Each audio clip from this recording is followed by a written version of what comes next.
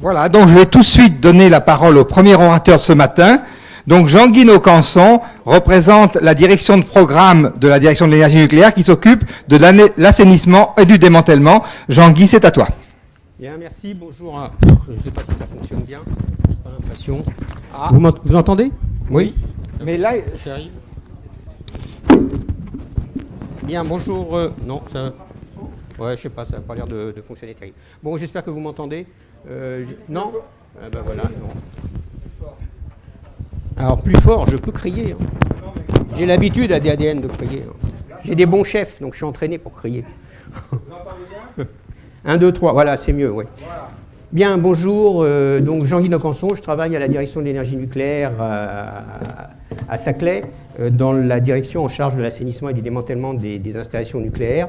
Donc je vous prie d'excuser l'absence de M. Dalava, puis de M. Destré. Donc c'est moi qui ai récupéré, donc je vais essayer de vous faire une présentation sur les programmes que l'on développe au CEA. Voilà. Là, c'est l'Arsène. Donc on va regarder l'assainissement et le démantèlement au CEA, aussi bien, enfin on est surtout centré sur le civil.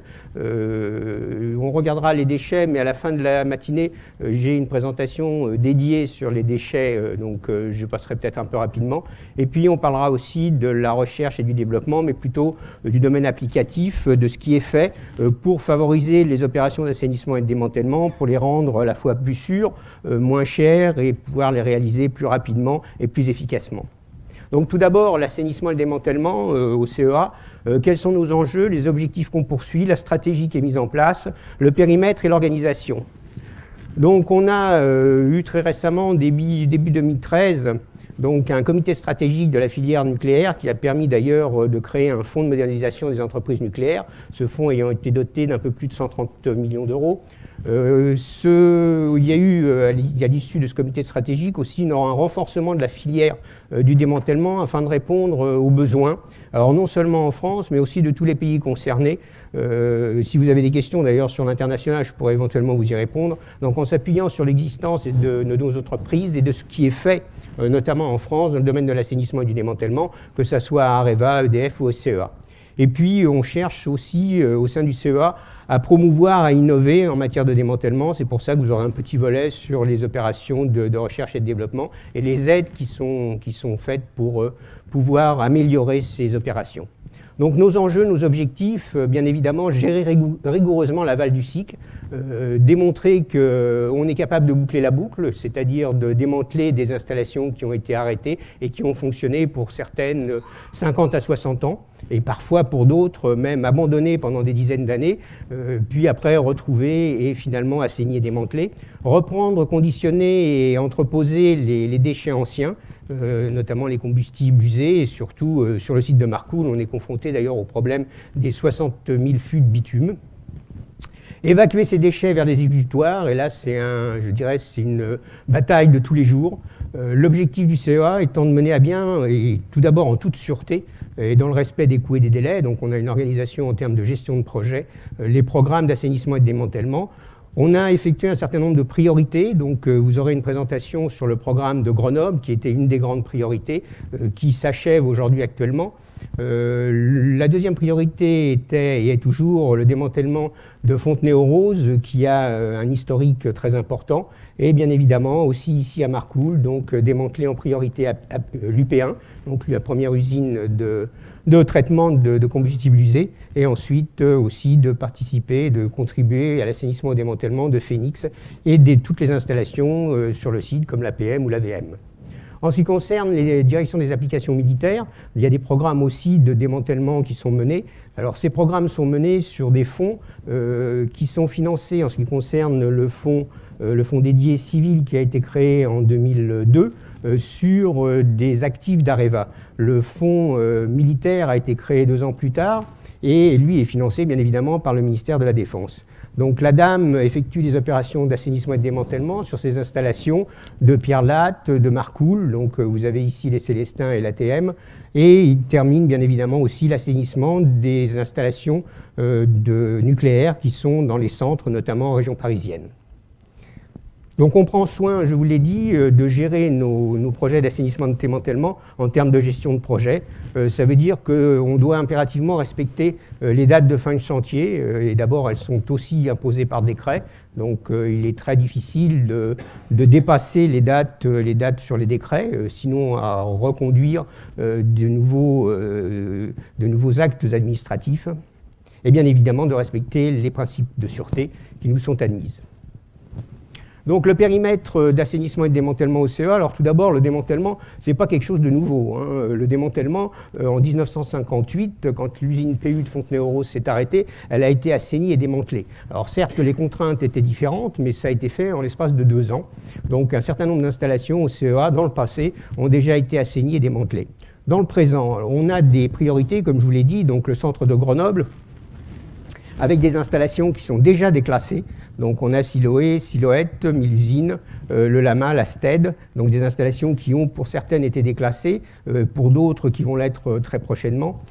Fontenay-aux-Roses avec les anciennes installations dédiées au retraitement, aux activités de retraitement des combustibles usés.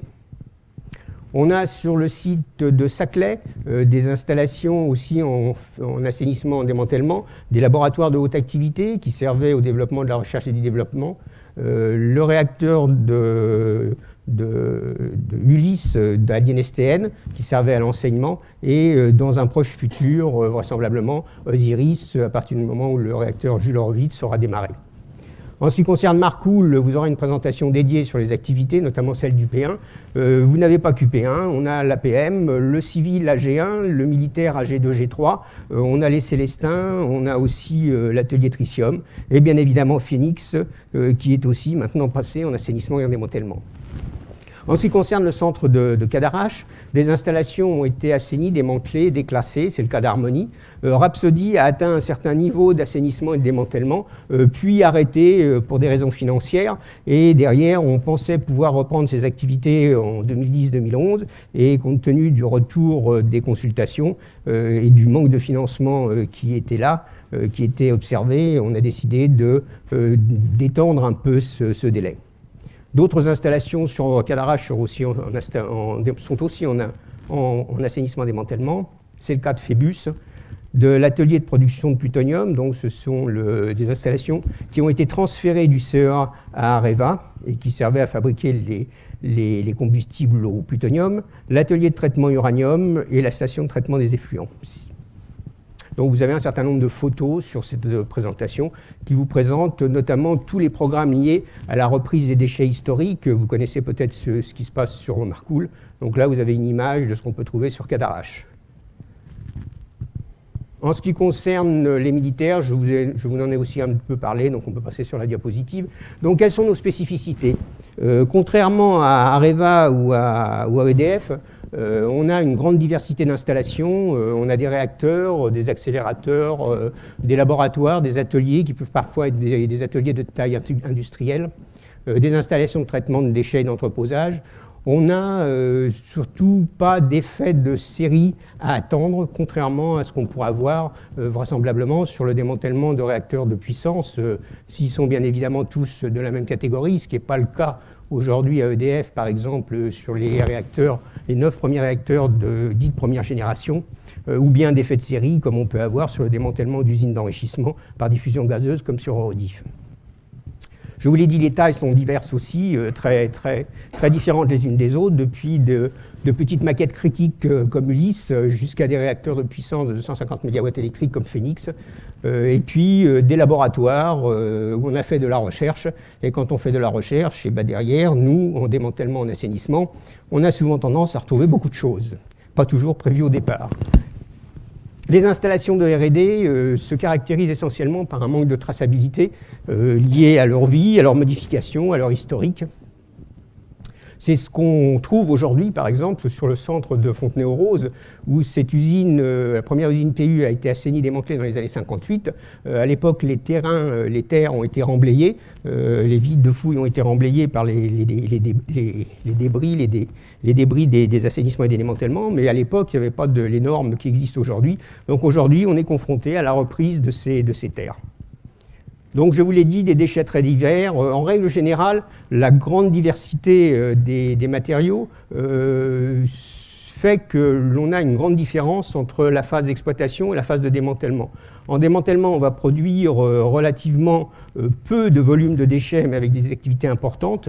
Dans la phase de démantèlement, ça va être le contraire. On va se retrouver avec des activités relativement faibles, par contre des volumes très importants. Et on risque à terme de saturer, je vous l'expliquerai peut-être mieux cet après-midi, en fin de matinée, pardon, on risque de se retrouver à saturer le centre de stockage des déchets de très faible activité. Donc des installations qui sont très lourdement grevées par un historique qui n'est pas toujours bien connu. Alors la stratégie OCEA, tout d'abord, on a un cadre réglementaire qui a évolué au cours du temps, depuis 1963, en passant par 1990, puis les lois de 2006, les deux lois, donc la loi sur la loi TSN, donc sur la transparence et la sûreté nucléaire, et la loi sur les déchets. On est aujourd'hui donc soumis à l'autorisation de décret pour les opérations d'assainissement et de démantèlement, en suivant les prescriptions des autorités de sûreté. Donc aujourd'hui, tous les dossiers d'assainissement et de démantèlement sont soumis à enquête publique, ce qui n'était pas vrai dans les années 90, puisque à partir du moment où il n'y avait pas augmentation du risque, l'enquête publique n'était pas obligatoire. Donc aujourd'hui, des contraintes réglementaires beaucoup plus fortes que dans le passé, et en règle générale, ce qu'on observe, c'est que ça ne va jamais dans le bon sens. Donc on regarde aussi si l'on fait au CEA démantèlement immédiat ou démantèlement différé. En règle générale, on va plutôt vers un démantèlement immédiat et complet, ce qui est aussi recommandé d'ailleurs par les autorités. Il est mis en œuvre au CEA. Pourquoi ? Pour une raison simple, c'est parce qu'en raison de sûreté, vaut mieux pouvoir maîtriser son installation, essayer de diminuer les coûts de surveillance, d'entretien et d'exploitation, et d'utiliser le personnel d'exploitation qui souvent a une bonne connaissance de ces installations, ce qui n'est pas toujours tracé. Dans certains cas, on peut justifier d'un démantèlement différé, notamment quand on a à l'intérieur de l'installation des radioéléments à vie courte. C'est le cas, par exemple, si on prend les installations de Loris, dont le radioélément prédominant est l'iode, donc avec la durée de vie de 8 jours, il suffit d'attendre relativement peu de temps pour pouvoir y arriver beaucoup plus facilement. L'état final, on vise un état final qui soit aussi propre que possible. Souvent, on est confronté à des servitudes qui peuvent être associées. Donc, ces servitudes, elles peuvent être soit dans le domaine du domaine public, soit dans le domaine industriel. Mais l'autorité de sûreté est assez opposée aux servitudes.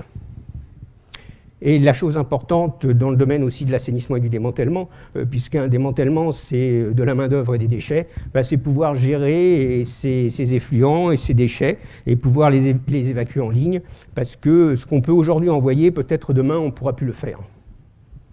Et on recherche bien évidemment un optimum technico-économique. Donc les enjeux de l'ADEME, c'est participer au développement du nucléaire du futur, bien évidemment, soutenir le nucléaire actuel, ça c'est le rôle du CEA, et son rôle aussi c'est de nettoyer ces installations. Donc c'est pour cela qu'a été créée une direction de l'assainissement et du démantèlement nucléaire. Le balancier a beaucoup bougé au cours du temps, il y avait des directeurs assainissement-démantèlement depuis les années 50, donc ça ne date pas d'hier. J'ai passé de directeurs dédiés, directement reliés à l'administrateur général, à des entités qui sont maintenant, aujourd'hui, à l'intérieur d'une direction, d'un pôle, donc on arrive très bien à gérer ce genre de choses.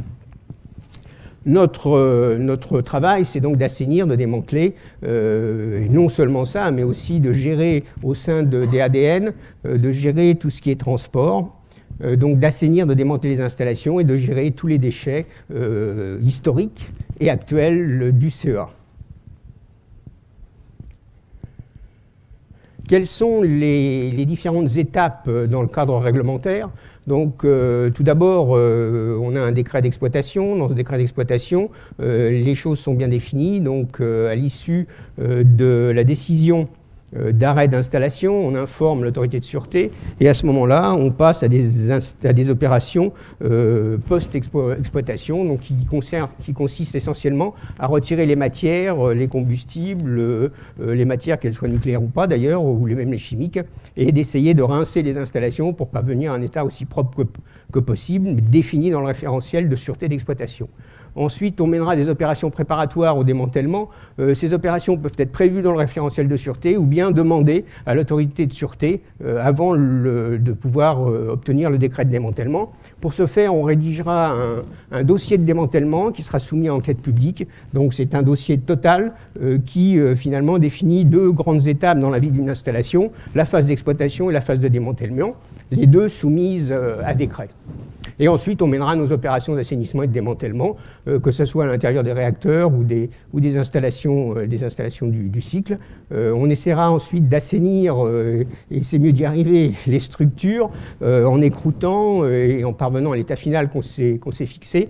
On évacuera, si possible, en ligne les matériaux et les déchets qu'on retirera, on effectuera les contrôles finaux, on montera le dossier de déclassement et derrière, idéalement, on aura le déclassement de l'installation, donc où l'installation est rayée de la liste des INB. Grenoble, donc une image rapide sur Grenoble, mais je ne vais pas m'étendre sur le sujet parce que je pense que Frédéric Tournebise va le faire tout à l'heure, donc je ne vais pas prendre du temps pour ça. Donc 3 réacteurs, un laboratoire, et une installation de traitement des déchets qui en fait est composée de 2 INB. Donc un programme prioritaire, et ce qu'il y a d'intéressant, c'est que c'est un des rares programmes au CEA qui ait, je dis, tenu les délais. Les coûts, c'est un autre problème puisque le périmètre achat évolue au cours du temps, donc on pourrait épiloguer là-dessus, mais ce n'est pas l'objet. Par contre, on a gagné 2 à 3 ans sur le délai qui était prévu au départ, et ça, je crois impérativement qu'il est nécessaire au niveau du CEA d'en retirer le retour d'expérience parce qu'on ne retrouve pas ça sur d'autres installations. Fontenay-aux-Roses, donc vous n'allez pas avoir de présentation sur Fontenay. Donc Fontenay avait un certain nombre d'INB qui ont été regroupés début des années 2000, donc regroupés en deux INB, des INB support et des INB procédés. On est aujourd'hui dans les phases d'assainissement et de démantèlement, avec des décrets qui ont été obtenus en 2006. La stratégie aujourd'hui, c'est de dénucléariser et d'assainir le site au plus tôt. C'est un site qui est complètement aujourd'hui enclavé en milieu urbain. Si on voyait une photo en 1945-46 du centre de Fontenay-aux-Roses, vous verrez qu'autour, il y avait des fermes. Donc aujourd'hui, c'est complètement enclavé en milieu urbain. Donc au début des années 90, la décision de dénucléariser Fontenay a été prise. Et donc aujourd'hui, les opérations avancent. Avec un site qui est historiquement pas toujours très bien connu. Donc on essaye de tenir les échéances des décrets quand ça sera faisable. Je ne pense pas qu'on puisse tenir 2018 tel que c'est mis dans le décret d'aujourd'hui. Donc derrière, des discussions aujourd'hui sont en cours avec l'autorité de sûreté pour voir de quelle manière on avancera. Vraisemblablement, il y aura un nouveau décret, je pense. Donc aujourd'hui, des ateliers ont été assainis dans le passé. C'est le cas de RM2. Qui a été assaini de 90 à 94, donc on pouvait rentrer à peu près dans toutes les cellules de RM2, qui était un laboratoire arbitral d'examen de combustible irradié. Et aujourd'hui, donc, on est en phase de démolition finale, donc pour découper les murs des cellules en blocs de béton. Et tous ces blocs de béton iront vraisemblablement au TFA, aux déchets de très faible activité. Donc, en ce qui concerne le démantèlement du bâtiment 18, donc de l'installation qui servait à la recherche et au développement sur le traitement des combustibles usés, donc aujourd'hui, on est en train de mener des opérations pas toujours faciles parce que les installations n'ont pas été conçues pour être démantelées. Donc, on mène des opérations, notamment sur la chaîne Pétrus, pour essayer d'assainir ces installations. La chaîne Pétrus, vous en avez une vue ici, donc ce sont des galeries actives avec relativement peu de place. Donc ça veut dire que des activités importantes sont présentes, que le démantèlement ne peut être fait que de façon téléopérée et robotisée. Donc on a développé un bras depuis de nombreuses années, donc un bras téléopéré, le Maestro, qui va être mis en version courte sur des chariots porteurs. Qui s'appellent des Brog, donc ce sont des chariots qui sont très bien connus dans le milieu du démantèlement, fabriqués par des Suédois, c'est très robuste et très efficace. Et derrière, donc, on mènera les opérations en utilisant aujourd'hui donc, des scénarios qui ont été testés, développés et regardés en utilisant la réalité et la simulation et la réalité virtuelle. Donc pour pouvoir assainir cette installation. Le centre de Marcoule, donc c'est pareil, vous allez avoir une présentation du P1. Donc en fait, UP1, ça représente 6 projets, le dégainage, les usines, la vitrification avec l'atelier de vitrification de Marcoule, les stockages de produits de fission, les bitumes, Et puis les ateliers support. Donc la stratégie, c'est bien évidemment d'essayer de réaliser au plus tôt les opérations et d'améliorer la sûreté et d'essayer d'optimiser ou de réduire les coûts de surveillance, d'entretien et d'exploitation. Donc et d'évacuer bien évidemment tous les déchets vers les exutoires quand ils existent, ou alors de les reprendre, de se caler sur les jalons de stockage de l'Andra pour les déchets qui ne sont pas aujourd'hui, ne bénéficient pas aujourd'hui d'un exutoire. Donc en ce qui concerne Phénix et les combustibles, c'est en cours et ça vient de démarrer puisque la centrale a été arrêtée très récemment. Saclay, donc le périmètre, les laboratoires de haute activité, donc des laboratoires enclavés les uns dans les autres qui étaient mis à disposition des chercheurs. Donc aujourd'hui, cette installation a été arrêtée. C'est une INB à part entière. Donc on a 16 laboratoires et à l'intérieur des laboratoires des installations classées pour la protection de l'environnement. Donc ces démantèlements, ces assainissements se mènent et vous avez les croix rouges qui représentent les laboratoires qui ont déjà été assainis et démantelés. La station de traitement des effluents liquides, donc INB 35, le décret a été obtenu en 2004, ça doit être terminé avant 2020, donc les assainissements des procédés de bituminage et l'évacuation de la totalité des effluents entreposés doit être effectuée avant 2014. En ce qui concerne l'INB 72, on a eu un groupe permanent en février 2009, donc la deadline est 2017. Aujourd'hui, on est sur les prises en charge des déchets, la mise à l'arrêt définitif et l'engagement du démantèlement. Aujourd'hui, Osiris est prévu, l'arrêt d'Osiris est prévu à l'horizon 2016, étant entendu qu'Osiris ne s'arrêtera que lorsque le réacteur Jules Horowitz sera capable de prendre le relais. Cadarache, un certain nombre d'installations sont en cours d'assainissement et de démantèlement sur ce site. L'atelier de traitement d'uranium, qui a fonctionné une trentaine d'années, le décret de démantèlement est obtenu en 2006. On est aujourd'hui en cours de discussion avec l'autorité de sûreté pour un nouveau décret. Pourquoi ? Parce que les procédures qui étaient préconisées par l'AS et qu'on avait dit au CEA qu'on allait les utiliser, il s'avère qu'on a du mal à le faire, donc on est coincé. On a le délai du décret qui est arrivé à échéance. Pardon. Et aujourd'hui, un nouveau décret doit être demandé. Le cryotraitement, sur les anciens ATPU, le CFCA, un dossier de démantèlement du cryotraitement du LPC a été transmis en 2009 et le démantèlement, aujourd'hui, est aussi en cours. Rhapsody, un dossier de démantèlement avait été jugé non recevable. Ensuite, on a eu des soucis concernant, comme je vous l'ai dit, la remise des offres, où on avait un facteur 3 par rapport à ce qui était prévu. Donc, on a décidé de différer ce démantèlement pour l'instant. Par contre, d'évacuer tous les déchets avant fin 2013, notamment les déchets sodés. Phébus, dossier de démantèlement en 2015. Donc, cette installation aussi va être mise en assainissement et démantèlement. Pardon. Et puis surtout sur Cadarache, l'INB 56 avec la reprise des déchets anciens, qui est un gros programme. Les déchets nucléaires, je vais passer vraiment très rapidement, puisque je le referai en fin de matinée. Donc il nous faut caractériser, traiter, conditionner, parce que souvent les déchets qu'on récupère et qui ont été dans le passé entreposés n'ont pas été dans des conditions qui sont aujourd'hui satisfaisantes. Et derrière, soit les diriger vers les exutoires quand ils existent, ou bien créer de nouveaux entreposages en attente du stockage définitif, et bien évidemment de gérer ces flux. Donc en France, on a des classifications des déchets qui sont classés en déchets à vie courte, déchets à vie longue. Donc un déchet est décrété à vie courte quand ces radioéléments à l'intérieur ont une durée de vie inférieure ou égale à 30 ans. Et à vie longue dans le cas contraire, avec des exutoires qui aujourd'hui existent, les déchets dits de très faible activité, typiquement entre 0 et quelques centaines de becquerels par gramme. Ces déchets sont aujourd'hui stockés vers les centres de Montvilliers, qui n'est pas très loin du centre de l'Aube, à 3 km. Les déchets ensuite de faible et de moyenne activité, donc à vie courte, qui sont aujourd'hui stockés sur les centres de l'Andra.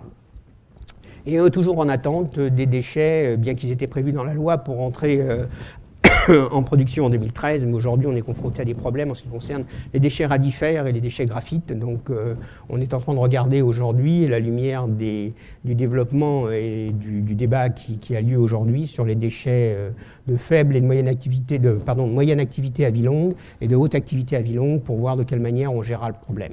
Et bien évidemment les déchets de haute activité avec le projet CIGEO, donc, qui est aujourd'hui en cours de discussion. Donc une vue des différents centres de stockage potentiels qui existent, qui sont en fonctionnement, et des stockages imaginés, donc à faible profondeur ou à grande ou à moyenne profondeur. Les déchets, je vous l'ai dit, c'est le grand challenge du démantèlement. En fait, on ne devrait pas parler de déchets, mais on devrait parler de matériaux et de déchets, parce que souvent, on récupère sur nos installations des matériaux qui pourraient, et qui sont d'ailleurs dans certains pays utilisés, réutilisés, puisque certains pays disposent d'un seuil d'exemption, ce qui n'est pas le cas de la France. Donc la France, on part sur un zonage, je vous expliquerai ça en fin de matinée, un zonage nucléaire, et sorti de ce zonage, tout ce qui est réputé en zone à déchets nucléaires est réglementairement à minima du TFA, même si dessus il y a 0 becquerel. Donc c'est vraiment quelque chose qui est assez difficile à gérer et qui génère des coûts importants et des délais importants, des volumes de déchets importants. Ça vous sera présenté vraisemblablement sur le cas de Grenoble, où il a fallu créer sur place des zones de brossage parce qu'on ne pouvait pas évacuer en ligne. Ce qu'il faut bien retenir, c'est que les déchets dans un assainissement et un démantèlement peuvent représenter entre 30 à 70% du coût du démantèlement. La recherche, donc pourquoi fait-on de la recherche? Alors c'est plus du domaine applicatif que de la recherche à 20 ou 30 ans. Je vais essayer de respecter le délai. Donc les objectifs, c'est de diminuer les délais, les coûts et puis surtout d'améliorer la sûreté. Les grands axes de développement, c'est l'évaluation et la caractérisation, qu'elles soient préalables, en cours ou à la fin des opérations d'assainissement et de démantèlement, de réaliser des opérations au milieu hostile, donc avec le développement de la téléopération et de la robotique, de décontaminer des structures et des sols de manière à produire le moins d'effluents possible.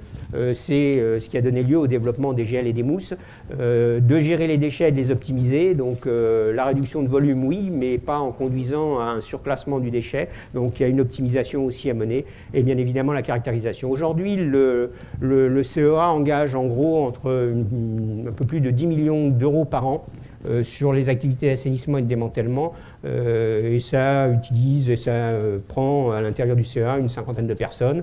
L'objectif du CEA, c'est pas de vendre derrière, donc on développe un procédé, ce procédé est licencié, et ensuite un opérateur industriel a en charge de le valoriser et de valoriser l'expérience auprès des industriels qui peuvent l'utiliser. Juste un mot pour essayer de finir, il reste 5-6 diapos. Donc, quelque chose de très important, c'est l'estimation de l'état radiologique des installations, que ce soit des bâtiments d'ailleurs ou des sols. Je crois que ça va être un des enjeux majeurs aujourd'hui, où l'état final qu'on nous impose est vraiment très bas. Donc il faut impérativement bien connaître radiologiquement l'installation, pouvoir aller directement sur les zones d'intérêt. Et on a développé au CEA, au milieu des années 90, et ça s'est amélioré au cours du temps, des méthodologies et des techniques basées sur l'utilisation de la géostatistique qui nous permettent aujourd'hui de piloter en temps réel et en 3D maintenant les opérations d'assainissement et de démantèlement. Donc c'est vraiment quelque chose de très important, sans négliger bien évidemment toutes les activités de caractérisation in situ, que ce soit des caractérisations gamma, donc avec le développement de la gamma caméra, ou de l'alpha caméra, qui aujourd'hui donne aussi de bons résultats pour l'assainissement de boîtes à gants contaminés avec des alphas. Des procédés anciens aussi ont été revus, je dirais. C'est le cas par exemple des découpes laser. Les découpes laser, dans le passé, ont été envisagées. En fait, la technique ne permettait pas de découper des fortes épaisseurs. Aujourd'hui, ça n'est plus le cas. Donc aujourd'hui, le laser est vu comme la solution de référence, notamment pour des découpes sur les dissolveurs, les QFPF des usines ici sur Marcoule. Quelques vues sur les gels et les mousses, donc je ne vais vais pas m'étendre sur le sujet, d'autant plus qu'il ne me reste pas de temps. Donc l'idée ici, c'est d'essayer de diminuer et de gérer derrière, parce que développer un procédé, c'est bien, mais il faut développer la chaîne complète. Hein. Quand on parle de robotique, par exemple, c'est pas seulement le robot lui-même, c'est l'ensemble de la chaîne. Hein. Donc c'est pareil pour la décontamination, il faut pouvoir s'assurer qu'on pourra bien l'utiliser et que derrière, on pourra bien gérer le déchet secondaire. Éviter de faire des déchets secondaires qu'aujourd'hui, on ne saurait pas gérer, hein, même en ayant des facteurs de décontamination très importants.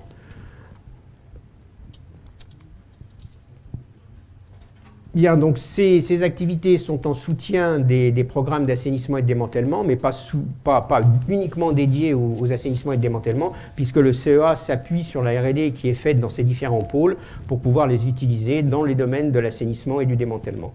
Donc en termes de conclusion, pour tenir le temps, donc on a un marché de l'assainissement et du démantèlement qui est aujourd'hui en développement. Ici à Marcoule a été présenté fin janvier aux industriels les marchés qui étaient en cours. On a des installations, comme je vous l'ai dit, très diverses, hein, des réacteurs, des laboratoires, des installations du cycle. On a un programme qui est bâti sur 5, 10, 30 ans, donc des programmes à court, moyen et long terme. Ces programmes aujourd'hui bénéficient de priorités qui sont clairement affichées. On a par contre des contraintes budgétaires et surtout aussi des contraintes humaines. Je ne pense pas qu'il soit sain que l'on passe, je vais essayer de le dire correctement, que l'on passe directement à de la sous-traitance non maîtrisée.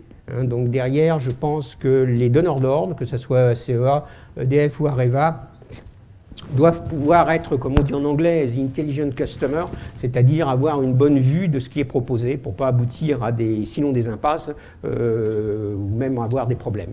Donc aujourd'hui, on a une expérience réussie qui va vous être présentée, c'est Grenoble.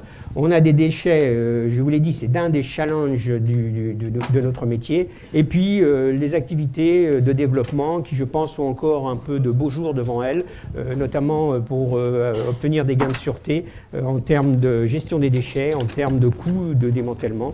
Et puis derrière, bien évidemment, de valoriser toutes ces techniques et ces technologies à l'industrie et pourquoi pas à l'international, comme on l'a vu là très récemment après les accidents l'accident de Fukushima, où des procédés français ont été mis en œuvre sur place. Voilà, je vous remercie de votre attention. Si vous avez quelques questions. Merci Jean-Guy. Alors juste une question. Vous pouvez l'applaudir par contre.